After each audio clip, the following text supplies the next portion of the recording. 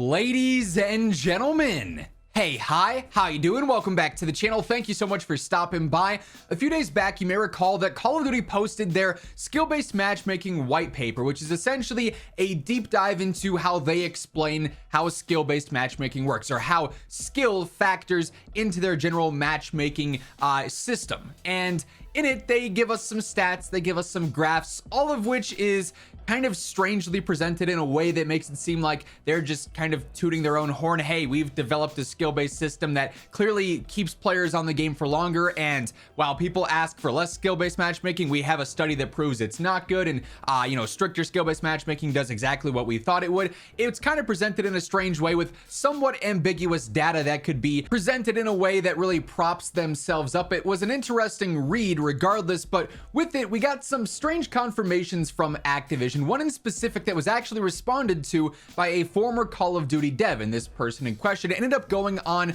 and posting a couple of different tweet responses that give us some interesting insight into some of Call of Duty's claims, but also the skill-based system within COD itself. So the initial snippet that caught some attention was the fact that in their skill-based blog, Activision actually confirmed that skill has been a factor in matchmaking since Modern Warfare back in 2007, COD 4. Now, previously, some time ago, I can't remember the exact timeline, but it was a little while back, we had a former dev from Treyarch say that in Black Ops 2, that's the first time they really started tweaking skill-based matchmaking a decent bit, and that's when it became a lot more noticeable in the general community, right?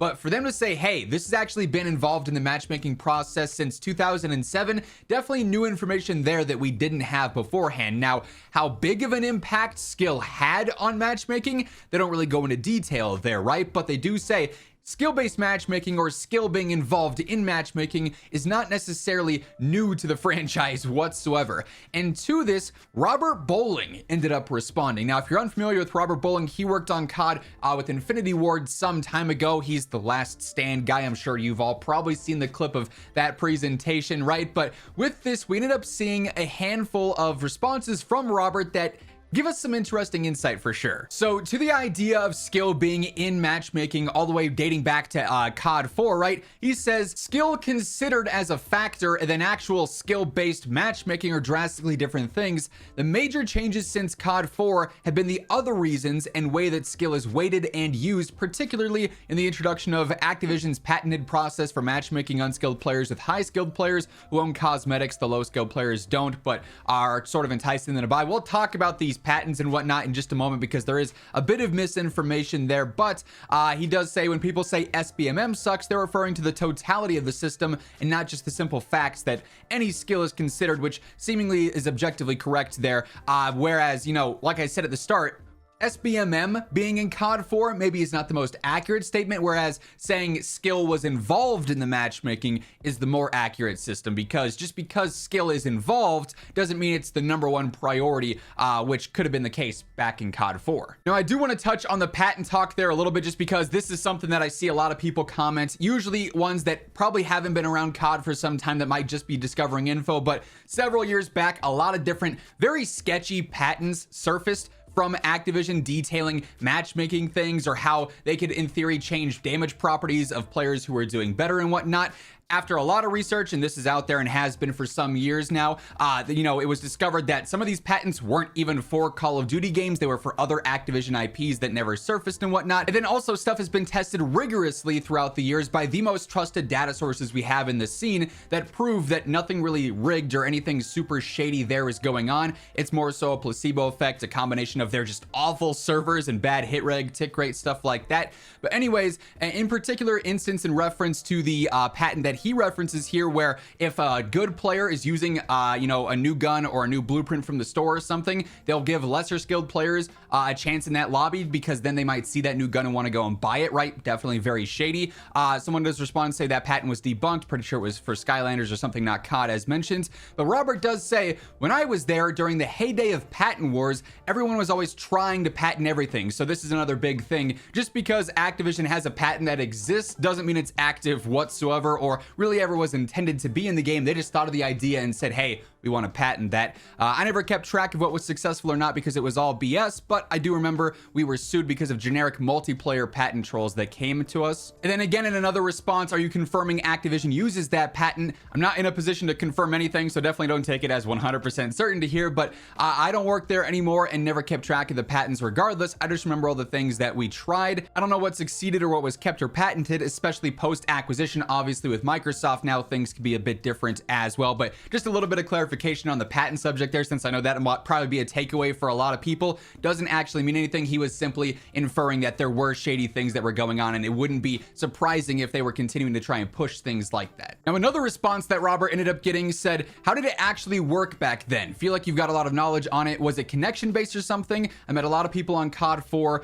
that live about 2 hours or so from me. Might just be a coincidence. So saying that, hey, I was always connecting to people who were in close proximity to me. It didn't seem like it was necessarily a skill factor. And Robert says, it's been 17 years, so I don't recall the exact balance, but our goal was always to ensure the best connection. So ping was an extremely high priority. So you do get sort of another level of insight into this. While yes, they did say, hey, skill-based matchmaking, your skill has been a factor in matchmaking since Modern Warfare back in the day, it wasn't always necessarily the #1 priority. And so I do think it's kind of strange that they dropped that in the blog, kind of alluding to, hey, we're talking about skill, but this isn't new. This has been in COD for some time, where clearly it's been an evolving factor in the process. Robert, an actual dev on these games, claiming that ping was the extreme high priority here. It was their end goal to ensure the best connection, so you're always playing on the best data center in proximity to where you are in the region that you're playing from.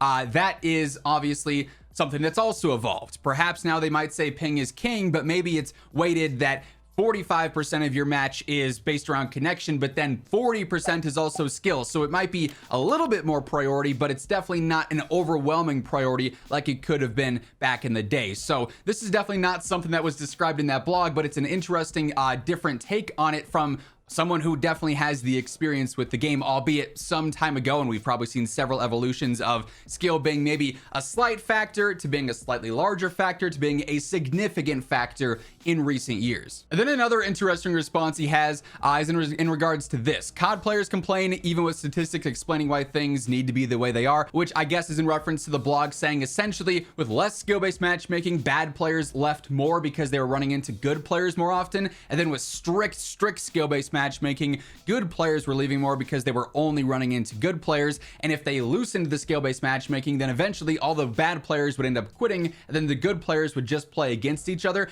That's a really in-depth situation that has a lot more variables to it than I think just that very basic explanation they gave in the blog, which is why I said at the start, some of their data, some of their explanations I think are kind of cherry-picked and gaslighting a little bit. But anyways, people don't want to acknowledge SBMM is necessary regardless if you can't be unstoppable 24/7.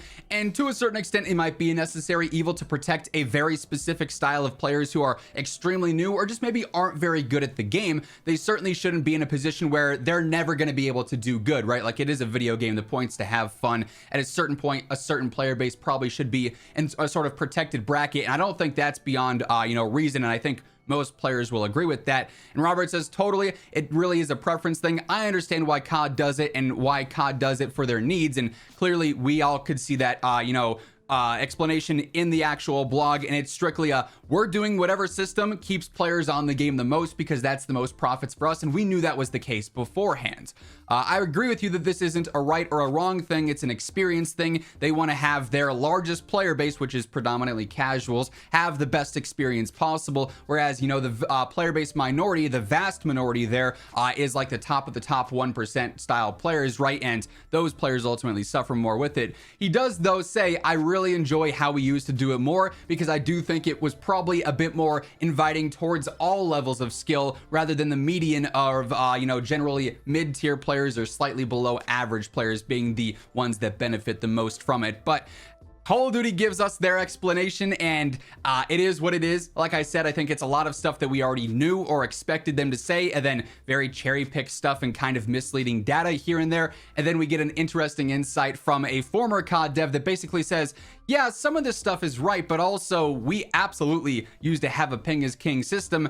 And it just so happens that coincides with games that are largely considered to be some of the greatest in the franchise's history. So certainly a cool conversation and a unique perspective here that we usually don't get much transparency or insight into in this raw way. So shout out Robert for going through and actually talking about this stuff. I always think it's cool when former devs do go in and actually explain how things work a little bit more for the more ignorant or just unknowing player base that would like to learn more about it. But that being said, that is going to wrap things up for this video. If you enjoyed it, a like rating is always really appreciated. And if you are new to the channel or you simply have not subscribed yet, every single day this is your one-stop shop for everything going on in COD. So if you want to guarantee you're always up to date and in the know, be sure to hit that subscribe button and turn on those post notifications. But once again, thank you so much for tuning in, and until next time, take it easy, have an awesome rest of your day, and I'll catch you later. Peace out.